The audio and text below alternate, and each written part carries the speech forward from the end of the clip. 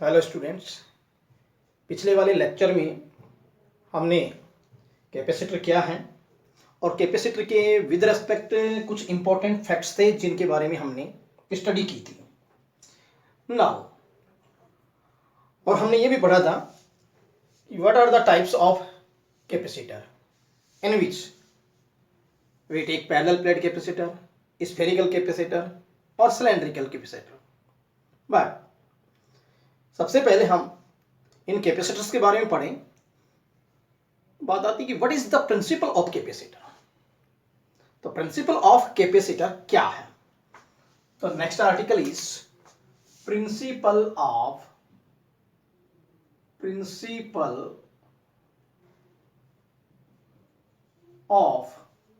Capacitor. तो what is principle of capacitor? To understand this topic, we consider there is a charged conducting plate. Clear? This is charged conducting plate. So, if we provide charge Q and resist potential to be V, so in this situation you can write capacitance C equal Q upon V. Clear?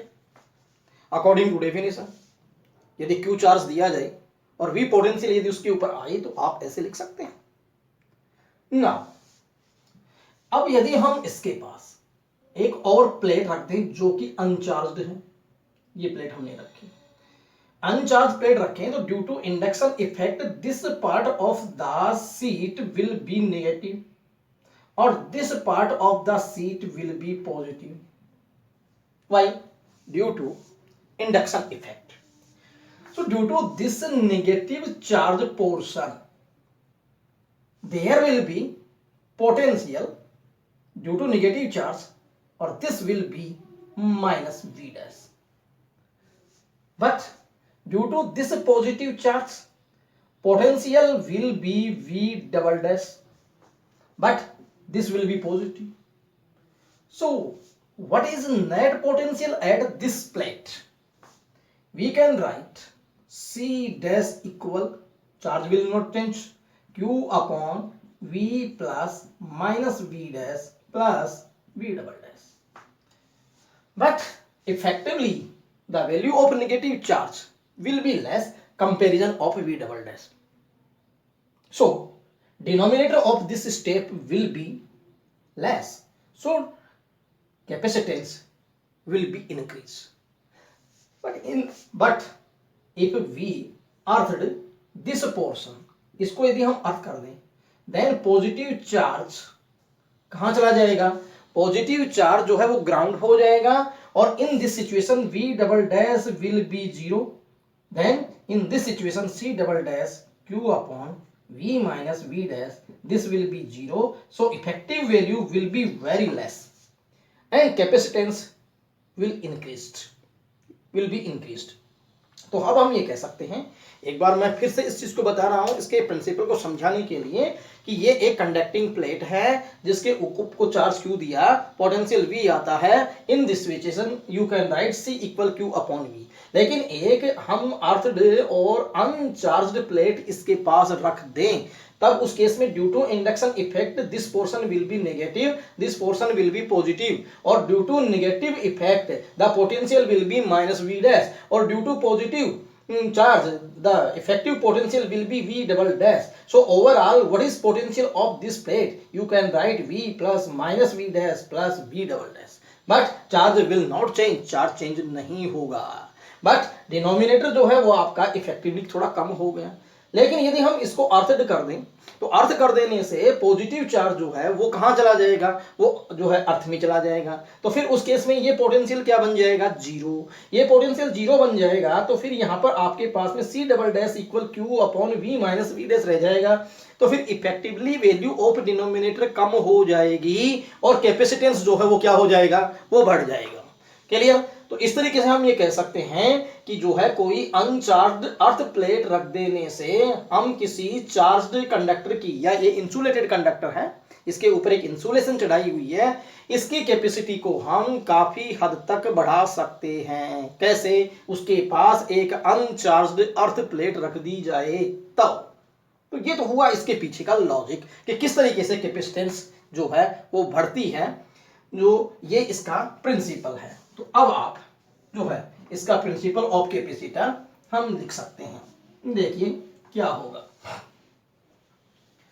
Principal of capacitor, the capacitance of a charge, the capacitance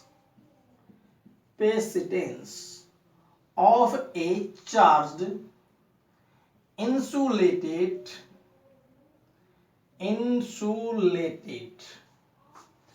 conductor, insulated conductor. किसकी capacitance? एक charge insulated capacitor या conductor, sorry, the capacitance of a charge insulated conductor can be increased considerably, काफी हद तक, considerably,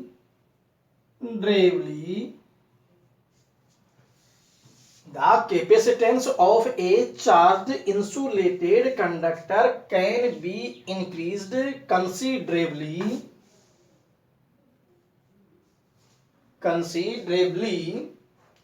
by bringing near it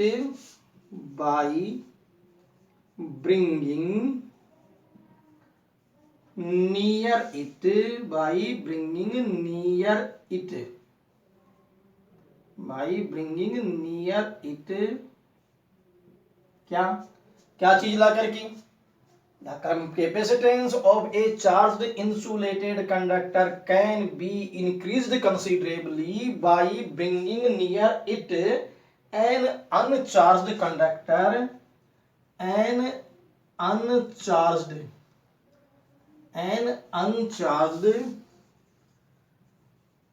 conductor, क्या? एक uncharged जो है वो कंडक्टर ला करके, an uncharged conductor connected to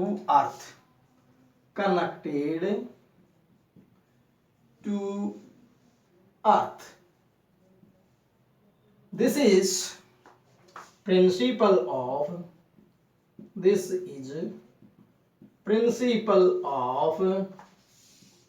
capacitor।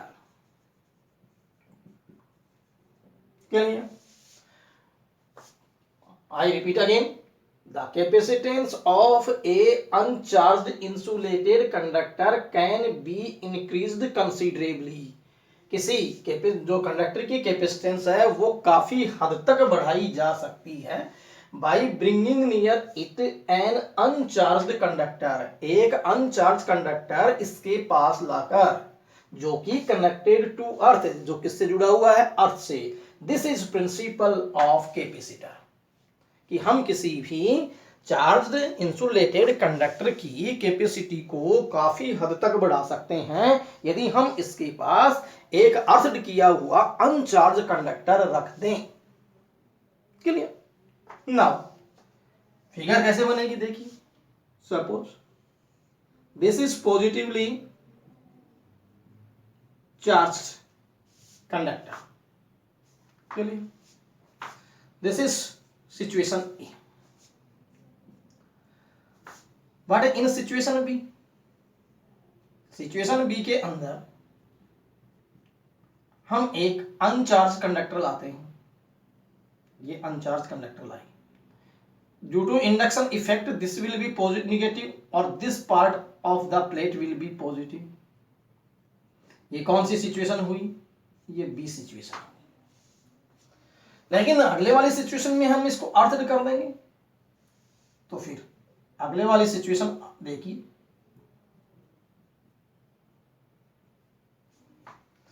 यहां हमने दूसरे वाली जो अनचार्ज प्लेट थी, जो इंडक्शन इफेक्ट से चार्ज बनी थी, उसको हमने अर्थड कर दिया। ये सिचुएशन कौन सी हो गई इसकी? इसका मतलब ऐसी सिचुएशन में इस कंडक्टर की कैपेसिटेंस आपने बढ़ा दी है। क्यों? क्योंकि ये जो नेगेटिव चार्ज है ये इसके पोटेंशियल को डिक्रीज कर देगा, और पोटेंशियल को डिक्रीज करेगा तो capacity C equal Q upon V, और V इफेक्टिवली कम हो गया तो कैपेसिटेंस बढ़ गई। This is the principle of capacitance, you can write it. आप इसे अब नोट कर लीजिए। क्लियर? यह है principle of capacitor. Now we take another article. What is this? Parallel plate capacitor. Parallel plate capacitor.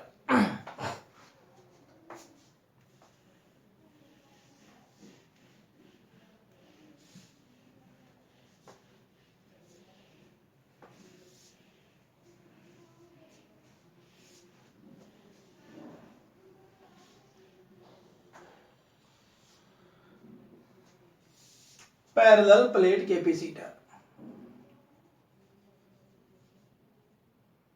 Parallel plate capacitor.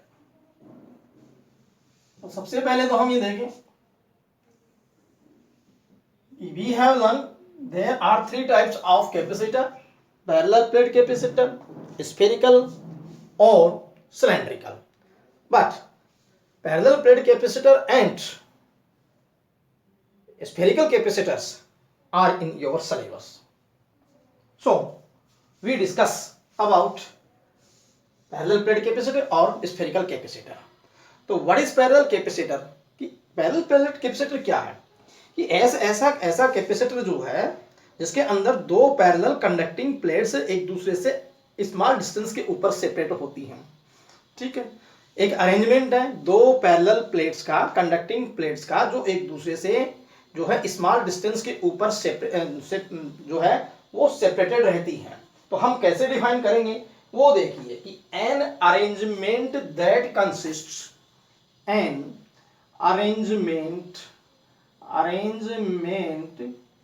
That consists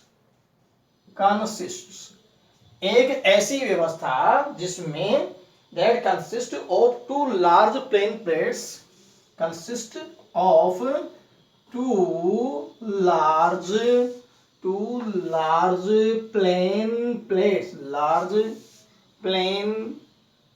plates, ठीक है। लेकिन ये प्लेट्स कैसी होनी चाहिए? ये प्लेट्स जो हैं वो इक्वल इन एरिया, और यहाँ हम ये कहेंगे प्लेट जो है इक्वल इन ज्योमेट्री। तो two large plane plates of similar geometry, plane plates किसमें? तो an arrangement that consists of two large plane plates in similar geometry, जैसे उनकी शेप एंड जो साइज है वो बिल्कुल क्या होनी चाहिए? वो सेम होनी चाहिए। तो similar geometry and area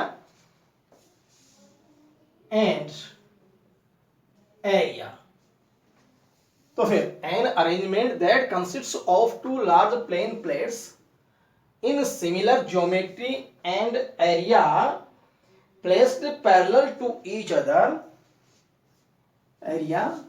placed parallel to with each other तो एक बार मैं फिर से रिपीट करता हूं कि an arrangement that consists of two large plane plates in similar geometry and area placed parallel to each other with a small separation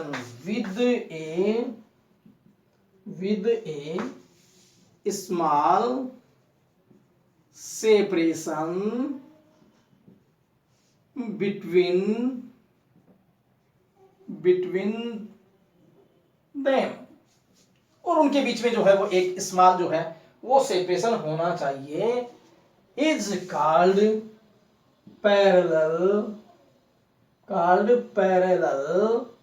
plate capacitor.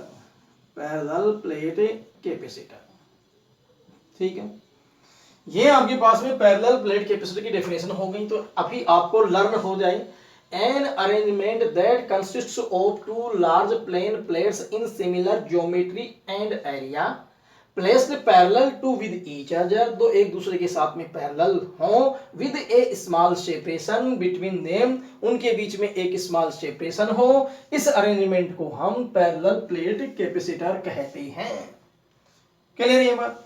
तो अब इसको हम जो है फिगर के द्वारा भी हम इसको समझाएंगे। तो सबसे पहले आप जो है इस डेफिनेशन को वो नोट कर लीजिए। अब हम अगले वाले आर्टिकल पे आते हैं। वो आर्टिकल क्या कहता है कि derive an expression for capacitance of parallel plate capacitor. तो पैरेलल प्लेट कैपेसिटर के लिए, कैपेसिटेंस के लिए एक डेरिवेशन करना। तो मैं अगले वाला आर्टिकल डाल रहा हूं जो इसी से रिलेटेड है। To find out capacitance of A, to find out capacitance of a parallel plate capacitor,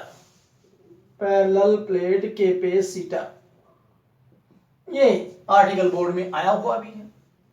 to find out capacitance of a parallel plate capacitor. ठीक है, तो इस टॉपिक में क्या खास बात है वो देखिएगा कि आपके पास में एक पैरेलल प्लेट कैपेसिटर है। तो मैं ये बना रहा हूं कि ये आइडेंटिकल कोई दो प्लेट्स हैं, जैसा कि हमने डेफिनेशन के अंदर पढ़ा है। एक ये प्लेट है और एक जो है वो ये प्लेट। ये दो प्लेन लार्ज प्लेट्स हैं, इनके बीच की जो डिस्टेंस है वो d है।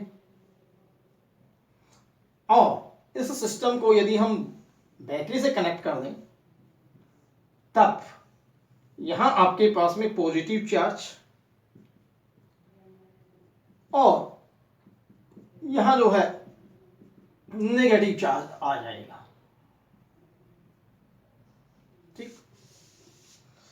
ये पैरेलल प्लेट कैपेसिटर हो गया। दो पैरेलल प्लेट्स जो हैं वो एक दूसरे के पैरेलल जो है वो एडजस्ट है। तो फिर हमें इससे कैपेसिटेंस निकालनी है। इस प्लेट का एरिया ए है। तो व्हाट विल बी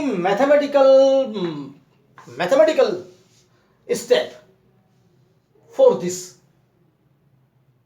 सिस्टम। तो देखिए क्या क्या आपको मालूम है। To find out capacitance, it means आपको कैपेसिटेंस निकालनी है। और पैरेलल प्लेट कैपेसिटर, तो पैरेलल प्लेट कैपेसिटर के अंदर प्लेट्स का एरिया आपको नोन है, क्योंकि सिस्टम दिया गया है तो सिस्टम की इंफॉर्मेशन तो आपके पास है ना। तो एरिया आपके पास नोन है। और what is distance between these plates, ये भी नोन है, इट मींस डी भी नोन है। तो what is idea, this is idea. आप एक फॉर्मूला डिराइव करने जा रहे हैं इन क्वांटिटीज के बीच में। तो यहां जो सेंटेंस लिखा गया है, इस सेंटेंस का मीनिंग क्या निकलता है कि to find out capacitance C. Parallel plate है तो प्लेट है तो एरिया आपको नोन है, और पैरेलल प्लेट कैपेसिटर है तो ये प्लेटें एक दूसरे से कुछ डिस्टेंस के ऊपर सेपरेटेड हैं, तो डी भी आपको नोन है। तो तुम्हें एक फॉर्मूला इसके अंदर डेवलप करना है। क्यों? तो फिर हमने ये जो है कंसीडरेशन यहां पर कर ली जो है। तो देखिए हम क्या लिखेंगे यहां पर इस चीज को। तो in figure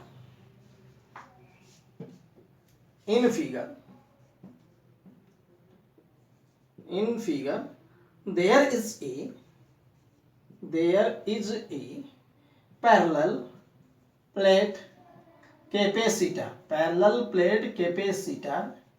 having plate area A and separation between them and separation between plates is small d. ठीक, there is a parallel plate capacitor having plate area A and separation between plates is d. ये आपके पास में consideration है, ये आपको system के बारे में इंफॉर्मेशन मालूम है। नाउ तो अब क्या लिखें कि if we provide charge Q, we provide charge Q to the capacitor and potential raises through V, or potential difference between the plates through V, or potential difference, then capacitance, कितना charge आपने दिया ये आपकी consideration है। Then capacitance C equal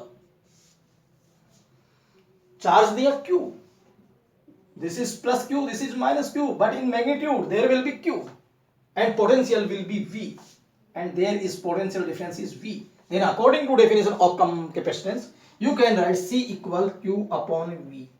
This is equation first. Clear? So by using definition, you can write capacitance C equal Q upon V. But V, what is potential difference between these plates? So there is electric field. Suppose this is E. Now in chapter third में आया था एक potential difference between two points. You can write dV equal minus E dot dr या EdR. By using this formula, as potential you can write V, electric field E in magnitude form, and distance D. Then potential difference क्या होता है, electric field intensity को distance से multiply कर दो। तो electric field को किससे मल्टीप्लाई कर दिया, डिस्टेंस से। So there will be potential V equal ED। Clear है बात? तो जब भी आपको पोटेंशियल डिफरेंस निकालना है तो ये एक रिलेशन है किस किस के बीच में, इलेक्ट्रिक फील्ड इंटेंसिटी और पोटेंशियल डिफरेंस के बीच में। Now you can write V equal ED, this is equation second. तो what is E? E electric field intensity between plates. Electric field, what is E? E electric field intensity between plates. So from first and second, by using first and second, what is the result? C equal Q upon ED. This is equation third. ये आपके पास में third equation आ गई।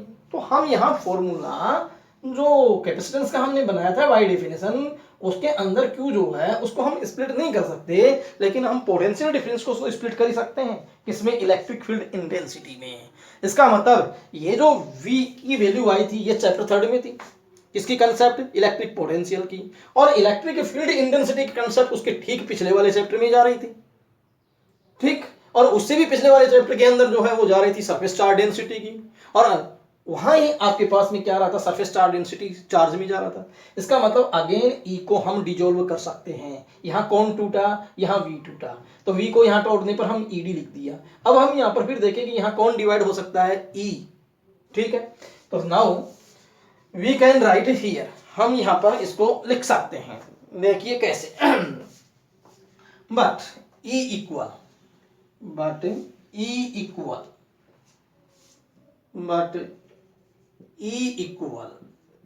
equal sigma upon epsilon naught. This is equation 4. What is sigma? Sigma is surface charge, magnitude of surface charge density on the plates. Plates के ऊपर surface charge density है sigma, surface charge density. Clear? तो फिर अब आप ये formula कैसे आया था? ये फार्मूला आया था कि मैंने दो प्लेट्स ली थी, दोनों प्लेट्स के अंदर के लिए 3 पॉइंट्स लिए थे, एक ये पॉइंट A, एक पॉइंट B और एक पॉइंट C। और वहां हमने देखा था कि पॉइंट A और पॉइंट C के लिए इलेक्ट्रिक फील्ड इंटेंसिटी 0 थी। इन प्लेटों के बाहर इलेक्ट्रिक फील्ड इंटेंसिटी की वैल्यू A और C पॉइंट के लिए 0 थी, लेकिन मिड पॉइंट के लिए जब दो प्लेट्स जो हैं वो आपके पास में पैरेलल हैं, तो इनसाइड जो है इलेक्ट्रिक फील्ड इंटेंसिटी 0 नहीं थी, और वो जो डेरिवेशन आया था वो हमारे पास में आया था E equal sigma upon epsilon not. तो ये बात नंबर चैप्टर सेकंड के अंदर ये बात आई हुई है। और एप्सिलॉन नोट क्या है? Electrical permeability. तो फिर एप्सिलॉन नोट इलेक्ट्रिकल परमिबिलिटी। तो फिर कौन कौन सी इक्वेशन है? 3 and 4, 3 and 4। तो what is result? C equal Q upon E की वैल्यू क्या आती? सिग्मा डी, और एप्सिलॉन नोट कहां चला गया? ऊपर। हमने 3 में ये 4 की वैल्यू पुट कर दी। This is equation 5। अब आप इस इक्वेशन 5 को देखिए। अब 5th इक्वेशन में कौन जो है वो स्प्लिट हो सकता है, कौन टूट सकता है? तो उसमें Q नहीं टूट सकता, एप्सिलॉन नोट, D ये नहीं टूट सकते, लेकिन सिग्मा सरफेस चार्ज डेंसिटी को हम डिसॉल्व कर सकते हैं, तोड़ सकते हैं। तो फिर यहां तक आप उतार लिया होगा, आपने नोट कर लिया होगा 5 तक। तो मैं आगे इसको रिमूव कर रहा हूं और 5th के आगे वाली इक्वेशन इधर जाएगी। देखिए नेक्स्ट क्या आता है हमारे पास में। तो कितना आएगा देखिएगा, but sigma equal, but sigma equal Q upon A। Q क्या है? Charge magnitude of charge of plates. तो सिग्मा को हम Q अपॉन A लिख सकते हैं, charge upon area. This is equation 6th। तो by using 5th and 6th, by using 5th and 6th क्या रिजल्ट आया? C equal Q epsilon naught upon में what is value of sigma? Q upon A into में D का D ये लिख दिया। Q से Q क्या हो गया? कैंसिल। तो what is result? C equal epsilon note A upon D। ये हमारे पास में देखिए फॉर्मूला नंबर 7। अब आप 7 में ये फंडामेंटल लेवल तक पहुंच गया, इसको आप जो है वो डिसॉल्व नहीं कर पाएंगे। तो फिर यहां सिर्फ जो है C जो है वो किस किस पर डिपेंड करती है? C डिपेंड करती है एक तो A पर, कि जितना ज्यादा एरिया होगा उतना ही ज्यादा जो है कैपेसिटेंस होगा। एक डिस्टेंस पे D डिपेंड करती है। यदि D की वैल्यू कम होगी, यदि प्लेटों के बीच की डिस्टेंस कम की जाएगी, तो फिर कैपेसिटेंस जो है वो इंक्रीज हो जाएगी। इसका मतलब यहां हम कह सकते हैं कि पैरेलल प्लेट कैपेसिटर की जो कैपेसिटेंस है वो किन किन पर डिपेंड करती है? एरिया ऑफ प्लेट्स और डिस्टेंस बिटवीन द प्लेट्स। तो फिर रिजल्ट क्या निकला? रिजल्ट निकला C प्रोपोर्शनल A। एक बात number 2 C inversely proportional 1 upon D। तो ये जो है C जो है वो D के इनवर्सली प्रोपोर्शनल है। तो फिर इस तरीके से हमारा जो आइडिया था, क्या आइडिया था पता है? C is function of AD किया था। मैंने कहा था कि देखिए व्हाट इज आइडिया। इसी आइडिया के तहत हम देख रहे हैं कि ये चीजें आपके पास में फॉर्मूले के अंदर जो है वो एस्टेब्लिश हो रही है। तो इस तरीके से हम पैरेलल प्लेट कैपेसिटर की जो है वो कैपेसिटेंस निकाल सकते हैं। तो फिर capacitance of a parallel plate capacitor depends upon its area and depends upon distance between them. इन पे डिपेंड करती है। तो अब आप यहां तक इक्वेशन 7 तक जो है वो नोट कर लेंगे। क्लियर? अब ये इंपॉर्टेंट आर्टिकल भी है। नेक्स्ट जो बात हमारे पास में आएगी वो देखिए क्या है, इसके बारे में हम आगे डिस्कस करेंगे।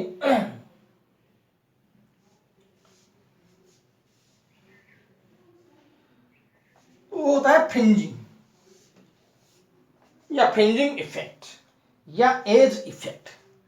तो ये फ्रिंजिंग और फ्रिंजिंग इफेक्ट क्या है या एज इफेक्ट क्या है, तो इसको थोड़ा सा आप समझ लीजिए। इसमें ये हमारे पास में एक प्लेट है पैरेलल प्लेट की कैपेसिटर की, और ये दूसरी प्लेट है, ठीक, ये दूसरी प्लेट है। अब इसमें जो है ये पॉजिटिवली चार्ज है, ये पॉजिटिवली चार्ज है और ये नेगेटिवली चार्ज है। यहां इलेक्ट्रिक फील्ड इंटेंसिटी जो होगी वो बिल्कुल जो है हम ये कहेंगे कि इलेक्ट्रिक लाइंस ऑफ फोर्स है वो बिल्कुल स्ट्रेट होंगी या लीनियर होंगी। लेकिन यहाँ एज के ऊपर इलेक्ट्रिक जो लाइंस ऑफ फोर्स हैं वो आपके पास में कर्व शेप लिए हुए होंगी, ये कर्व शेप होंगी।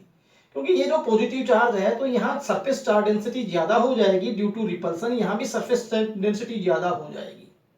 तो फिर इस केस में यहाँ भार आउटर जो एज है, इस एज के ऊपर इन इलेक्ट्रिक लाइंस ऑफ फोर्स को जो है वो फैलने का मौका मिल जाएगा।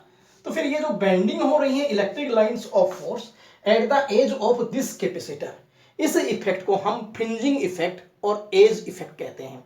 क्यों? क्योंकि due to more surface charge density, यहाँ सरफेस चार्ज डेंसिटी ज्यादा होने के कारण ये इलेक्ट्रिक लाइंस ऑफ फोर्स जो है वो एक लीनियर न होकर के और कर्व शेप में होती है। इस इफेक्ट को हम जो है फ्रिंजिंग इफेक्ट कहते हैं, एज इफेक्ट कहते हैं। क्लियर? इसके बारे में हम कल लिखेंगे। Thank you.